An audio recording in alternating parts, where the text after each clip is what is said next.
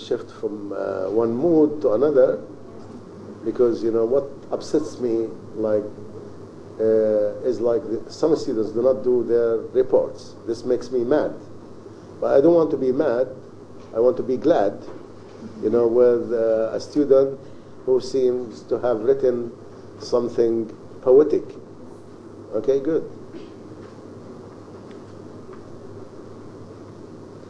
My daily report. When I remember the lecture last day, I become so optimistic by this way. The previous lecture was rhythm and rhyme. I prepared a lot to that lecture, which has a nice sight and style. As usual, the lecturer asked who wrote the daily report. I began to wait with some confusion and can't control. After a short time of waiting, my heart began to hurry up, and I wished to fly, because of the shockness and frightness that I felt to the first time. In spite of this, our kind teacher motivated me by saying, "You are good, do not be shy." I finished the poem with some repetition of the sound mind.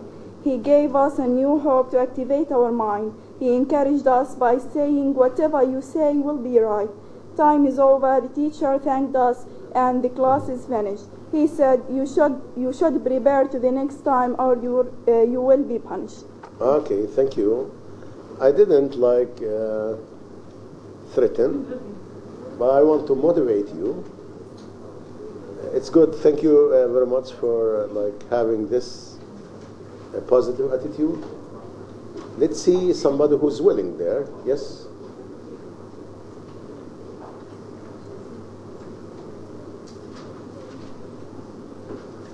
Assalamu alaikum. When I sit to write my report, I remember the last lecture, and some students, when read their reports, which write it in a poetic way, I try to write my report in that way. But I think writing a poem is a gift. Not anyone can write it. Poem. But still, you can experiment. I know you might be gifted. Who knows? Maybe. Okay, not anyone can write poem or verses. Maybe if I read more, teach more about poetry, or maybe at the end of this course, I can write a couple of verses. The last lecture was very interesting because we learn new things about rhyme and rhythm. It is very important because we should apply it in the whole poems. Okay, thank you very much. I would be satisfied with these two reports. I know many of you wrote wonderful reports, but this is the trick. It's to get you to write and keep it, because at the end I'll collect all of them and just look at the way you're writing. Good. Today we're going to see Sir Phillip Sidney and his poem Alitany. But I know you have read much about Sidney, you have read the poem, you have read the Spencer, because this week we are doing Spencer as well. So I need somebody who thinks she has a wonderful response to Alitany, Okay. And then I can come to you and see what kind of responses you have. Okay. Love is dead. That's what Sir Philip Sidney said. It truly reflects how he felt: sadness, anger, and regret. God, Lord, deliver us. It was hearty prayer rather than expressing exasperate. Cursing love is what he meant. Pity and fear is what I sensed. Alas, fear the pain of love is what we shot. Then I read the sarcastic shift. He got reject. It wasn't something he did, but because of his mistress' wit. So love isn't dead.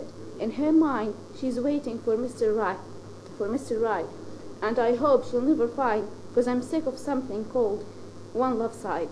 Okay, good. This is, a wonderful parody. It is as if she is giving us an example of a parody. But her critique, this is a critique of the poem. It seems like she is denouncing the poet. She's not happy with the poet, But let's see, perhaps some of you have different point of view. Okay, just I need you to talk, Well, yeah, what do you think, Ina? No, just my eyes. You read the poem again? Okay, but I know it's like better to talk. Okay. From my reading, I found the theme about the coffee love. It is about one-sided love, and his beloved rejected him, and he decided to write the poem to describe his sad. So it is very traditional, courtyard poem, you think? And is he like reading the same way other poets read? More than he is like very he's crazy, yeah. Very scandalizing. Yeah. You think that he's exaggerating things? Good. Okay, let's see somebody else. What do you think? Yes? The thing that he used to express, he used too much figure of speech to strengthen the idea, strengthen the pain, or the emotion that he wants to transfer to the reader of the other people. He used too much figure of speech, like versification, metaphor, and so his poem was full of figures of speech. Yeah. And you like his style. Yeah. Good. You remember any of these figures? Yeah, love is dead. Love is dead, which is like what? Yeah. Right. And it's very bizarre, very funny, very irrational. Come on, give me a break. Love is dead. It's crazy. But I think later, this assumption is made credible when we see the whole atmosphere. I bet, like, you don't like the atmosphere. Do you like the atmosphere? No, it's very cloudy and very, you feel like it's really dark. You Very feel like it gloomy, it feels like it's pouring into your heart something like really bad. Yeah, like, why? Like, what do you mean? It's like pinching your heart or something. Okay. And I think, what Even aggravates, the words. what aggravates the whole situation is like, it's like a funeral, isn't it? Yeah, because when he says the rings. Funeral, the ring, and the mourners coming here. So I think he's exaggerating the whole thing. Good. Yeah. Is he angry with like old women, Do you think he has a point? Do you think he has a point to be angry with old women? Do you think he has a point? Come on, yeah? I think he Yeah. Yeah. He's crazy because,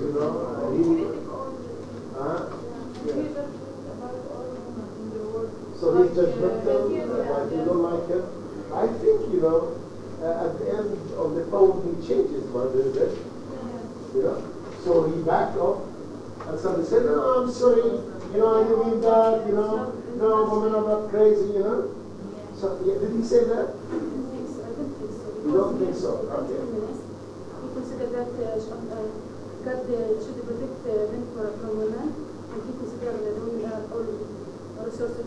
Yeah, but you're right. But like I think later he backed up and he started to say, no, it is like I didn't mean this. I was angry and like this is what made me commit such a folly. You see what I mean?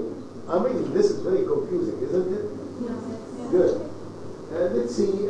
Yes, somebody else. Like still, like we are. Yes, please. As crazy as the poet. I'm not going. Okay, good. So I see that some of you are not happy with the poet. Some of you are not happy with the atmosphere of the whole poem. It is very sad, very morbid, However, it seems like some of you, the other, are like do not share the same opinion. Some of you like think it's a good poem, Yes.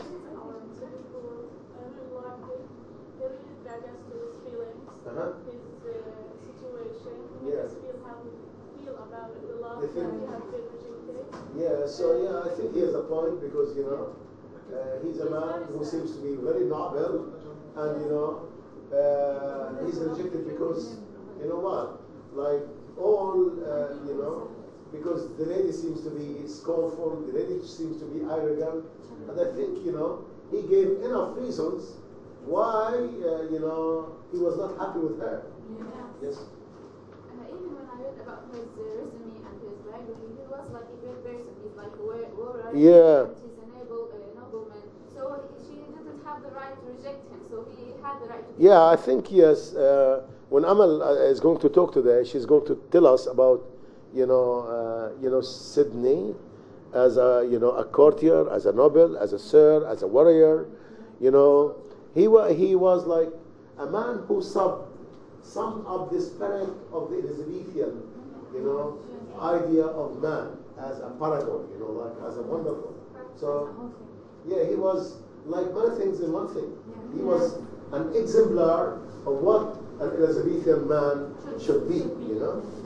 And again, you know, we'll see how he was trying to fit himself with the cultural norms of the time, like courtiers should be educated, should be intellectuals, should be lovers, should be knights, should be, you know, that was a holistic idea of like, you know, a courtier or a courtier lover.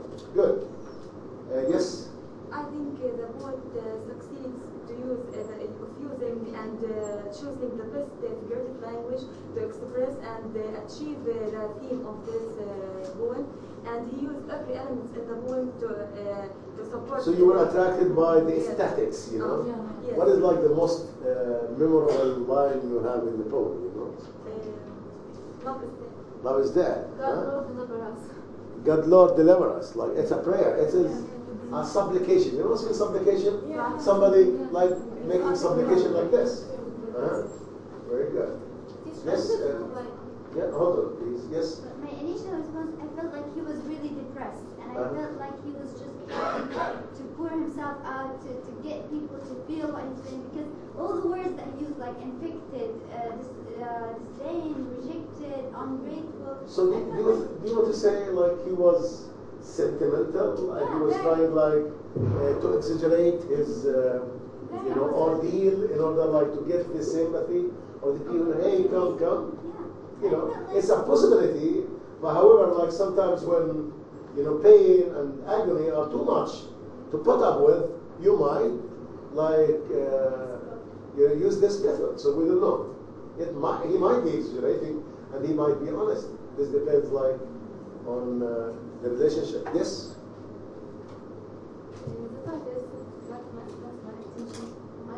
You were attracted by the title Litany. What is a litany, by the way? You know? It is a sad song. It is a death song. Yeah. And I feel as if someone who was close to her. Yeah, you think it was like a funeral, you know? Yeah, so you were not happy with the title. Good. Any other response from those who are at the back?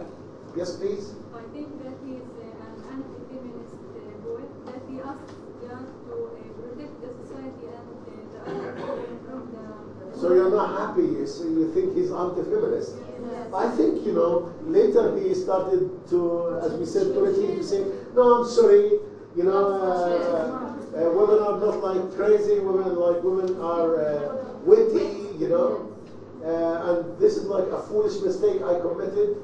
So I think we should respect him. Huh? At the end, he says love is not dead. Yeah. So now, is he ambivalent? Like this is a question, you know, is he ambivalent? Is he having two contradictory feelings?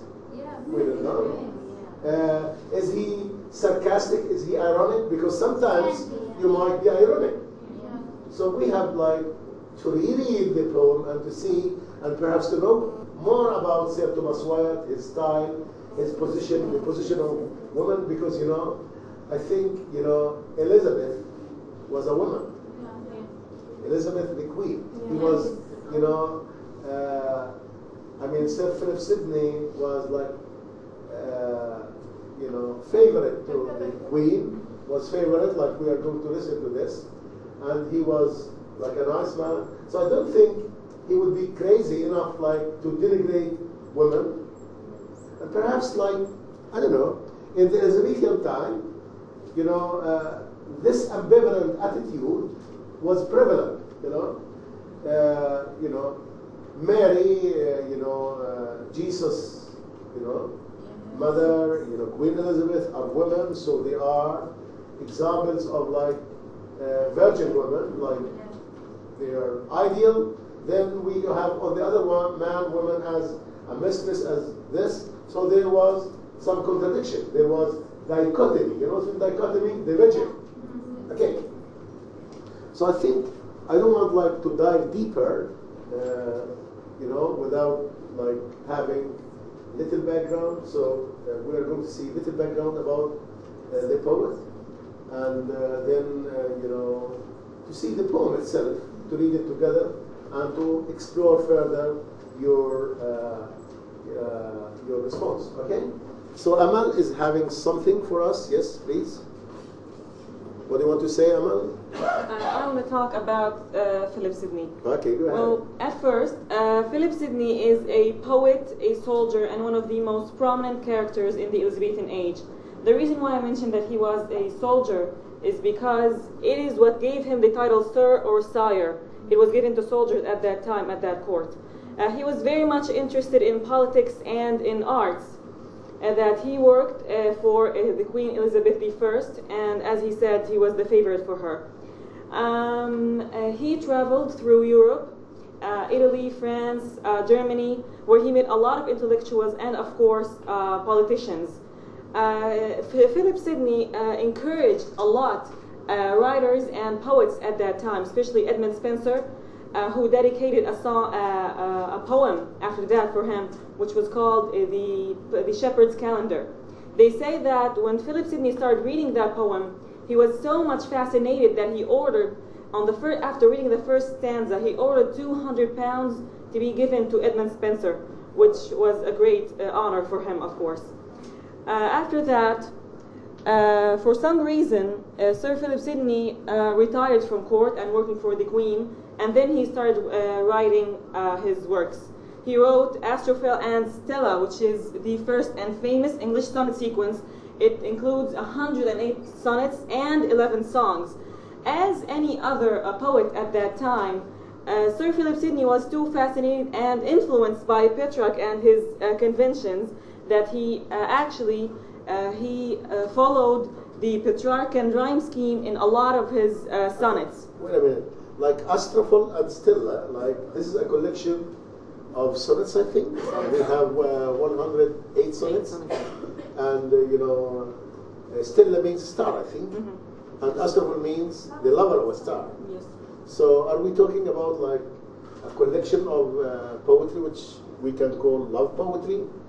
They say that he dedicated a lot of his songs to his lover, a girl, I think I believe. Penelope Devereux. Yes. If you remember by name, Penelope Devereux.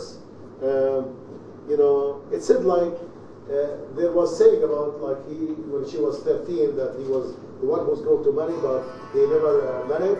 Like she married to anyone, but like you see, that love did not succeed, or that marriage did not succeed, and like Sidney and this lady became like they remained, and he dedicated the whole volume for her. Okay.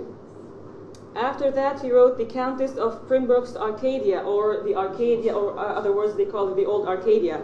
It is a long prose work that is basically a romance that combines pastoral elements with some Greek elements called, I believe, Hellenistic or something like that.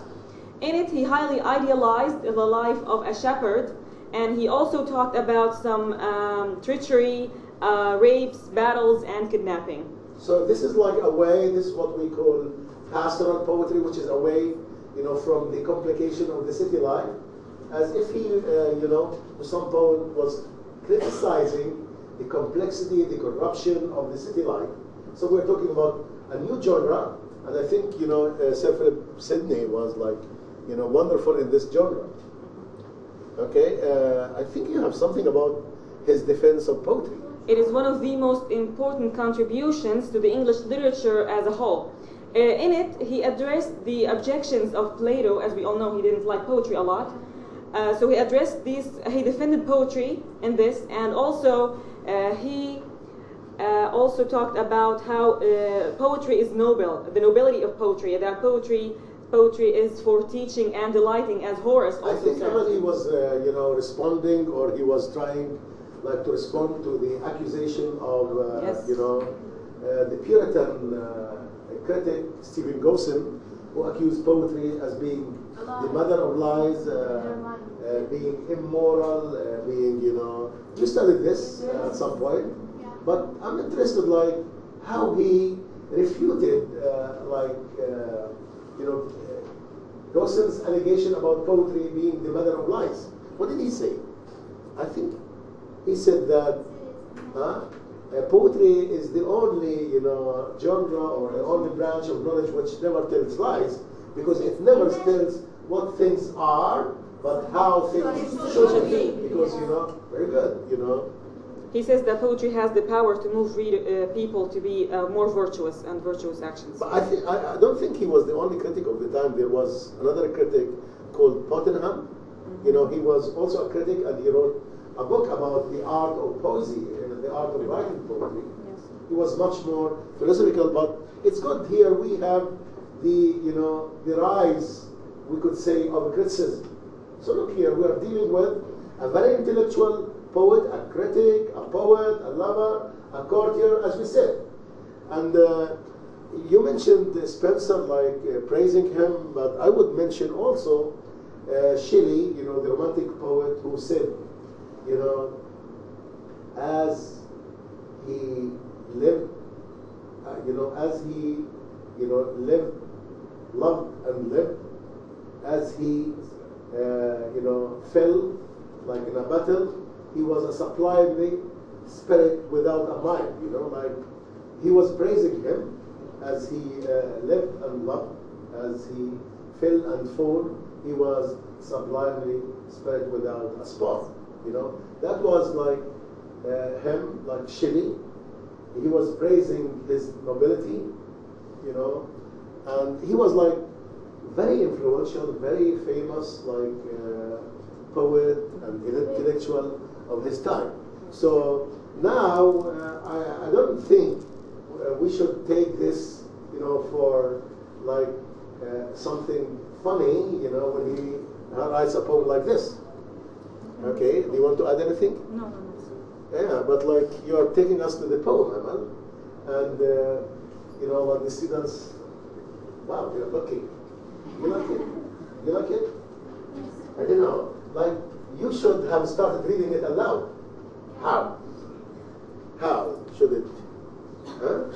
And like, look here. Some poems, some lines are. Yeah. Did anybody read this poem aloud at home? Huh? Don't say, bring out your bells, the morning sheet. Do you think like it should be like this? How? It's like to read in a funeral in anger. So is it in anger, like, or let's say a song? Because there should be anger, like, ring out your bells, like this? Or ring out your bells. Let morning shows be spread. And then, well, love's dead. Very silly. Very silly. Come on, give me a break. What are you saying? You're calling all these church bells to ring, and then you're telling me love is dead. Very silly. Very, irrational. But I think he, by counting the reasons, by justifying that, he's becoming more, like sensible, and then say, all love is dead, infected with a plague of deep disdain, worth as note worth rejected, and faith fair scorn doth gain. From so ungrateful fancy, from such a female frenzy, from them that use men thus, good Lord, deliver us. Wow. Do you think this is like the voice of the poet? Is it the same voice or a different voice? It's like a chorus. It's like chorus. So can we do it like a chorus? You are the chorus, and can we do it like this? let's see, listen, because this is how it should be. I'm going to, like to start. Bring out your bells, let morning shows be spread, for love is dead. All love is dead, infected with the plague of deep disdain. Worth as not worth rejected, and faith fair scorn doth gain. From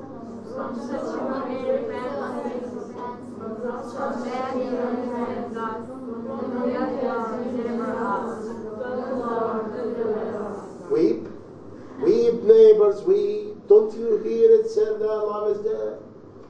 His death bed pecks folly, pickaxe folly. His whining sheet is shame. His will false seeming will, holly. His sole executor blame. From so wicked frenzy, from such wicked frenzy, who love them to bring us, Lord, deliver us. Let dirge be sung and trentals rightly read, for love is dead.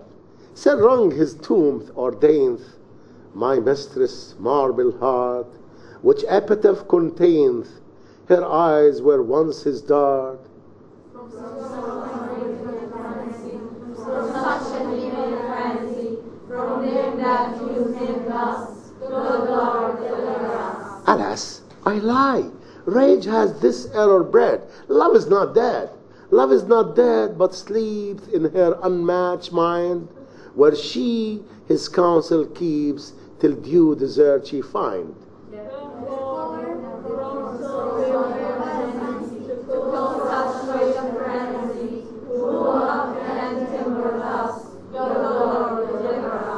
You're crazy. You believe me, and thank you very much. Huh? Good. So I think it sounds like a prayer at church. Somebody like, it's like a what? Like a sermon. It's like a sermon, isn't it? Yes, Jihan, you wanted to say something? Yeah. I just noticed because we read it aloud that because the first two are the same chorus, but then the last stanza he differs. He changes. We have a so shift. it parallels his change of mind, because we just said that at the beginning he thought a certain way, and then at the end he sort of changed his mind. So do you think that this this change of mind so it's means a parallel? He used the style. I think it's a deviation from the star, and it seems like here we have a kind of conflict, because emotionally he's angry, but whenever he said, "Oh, I'm sorry, alas, what made me commit such a mistake?" Yeah. So it is like rage. What is rage? Anger. Anger. So I'm sorry, it is rage, and I think we admire a man who admits he committed a folly under the pressure of some under passion. So and then we admire because he say I'm sorry. So we admire people who are not intransigent. What I mean? Not stubborn. Because some people when they commit a mistake they don't want to admit. But this man, admits. Yes. Everyone when he have an experience for the first time, or he under the depression for the first time, he will be too negative for the other side. But we what we call in Arabic الزمن كفيل بتغيير الأشياء. Time will change and make things a little painful for the others. So I feel that he's at first he under depression, depression because of the experience itself. But time is by time but we don't have time. He's telling us quickly. But it's so To justify himself. Yes. What do you want to say? Somebody's talking there? Yes. You like the poem? Yeah. Why? Is it because we sang it? We sang it? No. Oh, why? It sounds like About his deeply feeling. Yeah, because you think he's sincere, he's noble, he's in doing that. Huh? He succeeded in doing it. He succeeded. Yes? Emotion. Even he wasn't afraid, because at that time it was dominated by women. But Elizabeth is so he didn't like change his feelings or lie that women are not bad. But he So you think he was like considering, he wanted like, to give like, to praise, like, no, women are not like this. The women are witty. Look at our queen, how she's witty. She, you know what I mean? So this could be a kind of flattery, and I think this would gain him a stronger position in the court. But I think, the culture of that time, and, here, again, this is a twist of courtly love, because here we don't have, a lover who, like, keeps castigating, offending, cursing, the woman up to the end like the other poets. We have a poet who is more respectable, like who admits, like his folly, his mistake. And I think, like this conflict between passion and feeling, man should be balanced. You see what I mean? Like the idea of balance, the idea of order was like a value in the Elizabethan culture. In the Elizabethan culture, one should be balanced. One should not leave other, things dominate. So the idea of order, the idea of balance was there. So we do not respect, we do not appreciate people who are, very like imbalanced. But let's go to the poem, because it seems like this poem is very provocative. Ring out your bells, let morning shows be spread. So the poet seems to be angry and sad. And this is a declaration. But whom is he, like when he say, ring out your bells, let morning shows be spread, for love is dead. So he is like ordering, he is appealing, you could say, to whom? Yeah, like ring out your bells, let morning shows be spread. To the church. So, like the bells is a metonymy of the church, if you want to say. Ring out your bells, let morning shows be spread, for love is dead. As we said, this is, an abrupt personification. It is unexpected. It sounds silly. But this, silliness is undercut by those lovely images. When he say love is dead, infected with with plague of deep disdain, worth as not worth rejected, and faith fair scorn doth gain. Like, what does he say exactly? Are we missing any line? Like, no. All love is dead. Like, the assumption is not his personal love, but all love. Why is he generalizing the thing? Yes, like to make people sympathize, like very good, to get the compassion of people. But I think the word infected here. What is infected? Infected with the plague. Love was infected. Had got the infection of what? Of plague of deep disdain. So I think here, disdain is very dangerous. Disdain is like what? Like, what's with disdain? Scorn. Like to despise, to disparage somebody. Look, despise, disparage, disdain, all these have to do with, all love is dead, infected with a plague of deep disdain. What is a plague, by the way? It's a very dangerous, very contagious, epidemic. It was there in, 16th century and 17th century. But a plague is very fatal, very dangerous. And, here, but what is the plague, in fact? What is the plague? Because there seems to be a metaphor here. No, it's not love.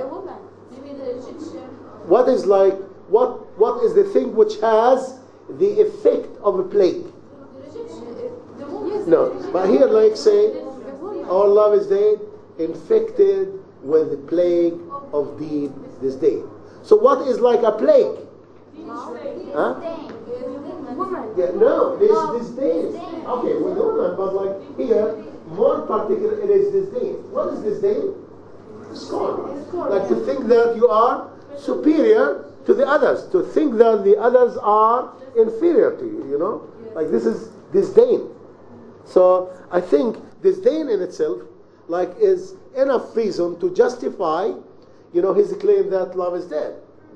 You know? And even like to justify his claim that all love is dead. Because if we are talking, you know, a reason which is a plague-like, you know, because here we're dealing like, you know, it is infected.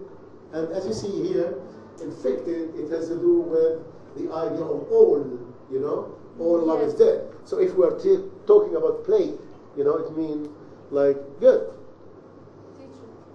Yes? And maybe he said all love is dead because he imagined, because he had a sad experience. Mm-hmm. He imagined So, all yes. love is dead. Yeah, he... Anyone... Yeah, because he's pain too much, so he started to generalize. And this happens like when we are under pressure, when we have like experience like this. But worth as not worth rejected. I think he started like to enlist, to account, you know, like to give us, you know, why he's trying to justify. Okay, it was scorn which killed it. And then he says, worth as not worth rejected. We have a simile here. What is the simile? What is worth? Worth is nobility. Nobility. Worth is nobility. So worth, you know, as not worth. Not means as zero.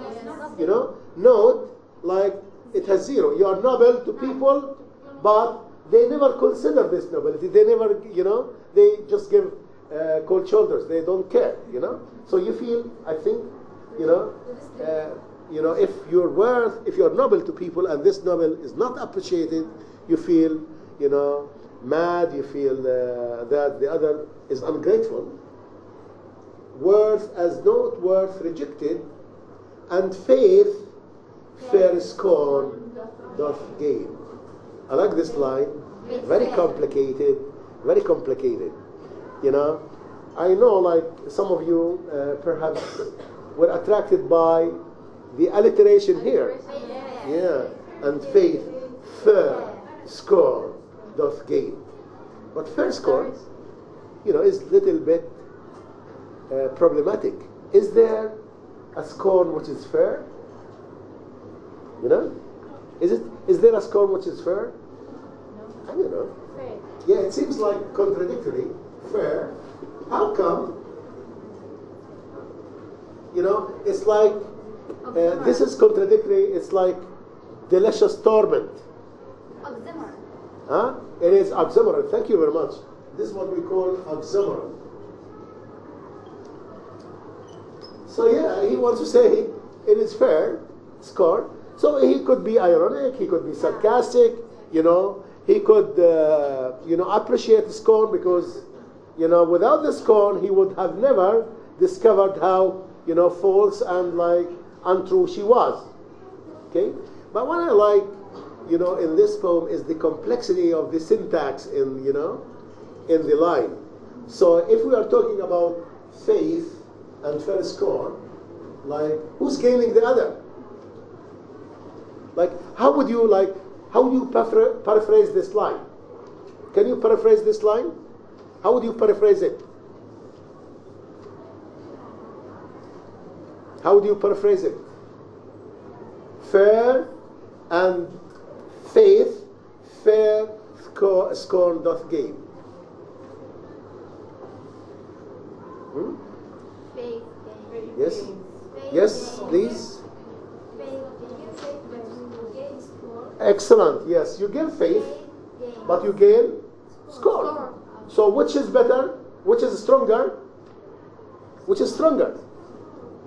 You know, scorn is stronger.